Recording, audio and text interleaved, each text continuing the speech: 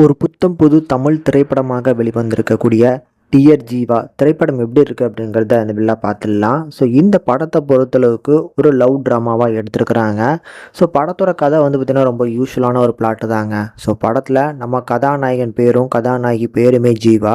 So இவங்க ரெண்டு பேருமே ஒரு இன்டர்வியூவில் தான் வந்து பார்த்திங்கன்னா மீட் பண்ணிக்கிறாங்க.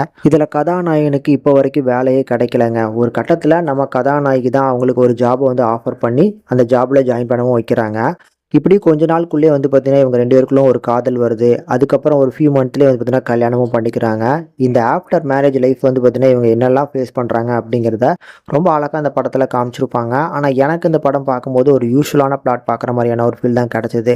இந்த படத்தில் இருக்கக்கூடிய அந்த கண்டென்ட்லாம் நிறைய படங்களை நம்ம பார்த்துருந்தாலும், இந்த படத்தோட கேஸ்டிங்ஸ் கொஞ்சம் ஃப்ரெஷ்ஷாக இருக்கிறாங்க. திருச்சி சரவணனுக்கு இந்த படத்தில் ஹீரோவாக ஒரு நல்ல வாய்ப்பு. அதை நல்லாவே பயன்படுத்தி இருக்காரு. ஆனால் வந்து பார்த்தீங்கன்னா, அந்த கதை வந்து அந்த அளவுக்கு வலுவாக இல்லை. ஸோ அந்த ஸ்ட்ராங்கான எமோஷனல் பாண்டிங் இவங்க 2 பேரும் எடுத்துக்கிட்டோன்னு கல்யாணம் பண்ணதுக்கான அந்த ரீசன் இந்த மாதிரியான இடங்கள்ல வந்து பார்த்தீங்கன்னா, ஸோ எடுத்துக்கிட்ட டூரேஷன் 1.5 மணி நேரம். ஸோ அதுக்குள்ளே டக்குன்னு போகிற மாதிரியான ஒரு ஃபீல் தான் எனக்கு கிடச்சிது.